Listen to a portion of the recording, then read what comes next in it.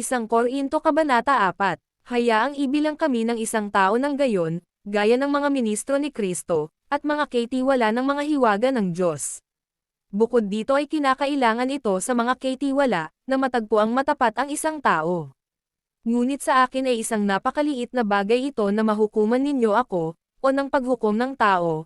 Oo, hindi ko hinuhukuman ang aking sarili. Pagkat wala akong nalalaman sa pamamagitan ng aking sarili, gayunman ay hindi ako sa ganito inaaring ganap, ngunit siya na humuhukom sa akin ay ang Panginoon.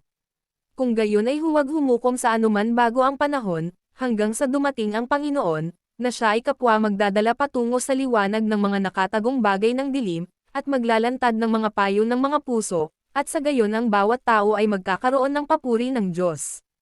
At ang mga bagay na ito, mga kapatid, ay taglay ko sa isang kahawig na inilipat sa aking sarili at kay Apolos alang-alang sa inyo, upang matuto kayo sa amin na huwag mag-isip tungkol sa mga tao ng higit doon sa nasusulat, upang walang isa man sa inyo ang magpalalo sa isa laban sa iba.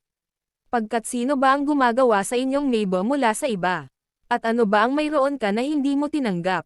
Ngayon kung tinanggap mo ito, bakit ka ba nagmamapuri, na tila hindi mo ito tinanggap? Ngayon ay mga busog kayo, ngayon ay mayayaman kayo, naghari na kayong gaya ng mga hari na wala kami, at nais ko sa Diyos na naghari kayo, nang kami rin naman ay magharing kasama ninyo.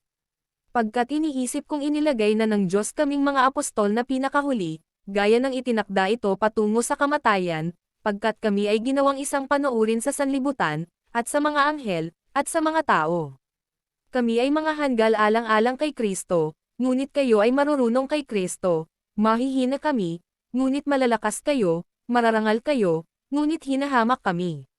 Maging hanggang sa kasalukuyang oras na ito kami ay kapwa nagugutom, at nauuhaw, at mga hubad, at mga pinagsusuntok, at walang tiyak na dakong tahanan. At nagpapagal, na gumagawa sa sarili naming mga kamay, samantalang mga inaalipusta, kami ay nagpapala, samantalang mga inuusig, ay tinitiis namin ito. Samantalang mga sinisira ang puri, kami ay nakikiusap, ginagawa kaming gaya ng dumi ng sanlibutan, at mga sukaw ng lahat ng bagay hanggang sa araw na ito. Hindi ko isinusulat ang mga bagay na ito upang pahiyain kayo, kundi gaya ng mga minamahal kong lalaking anak ay binabalaan ko kayo.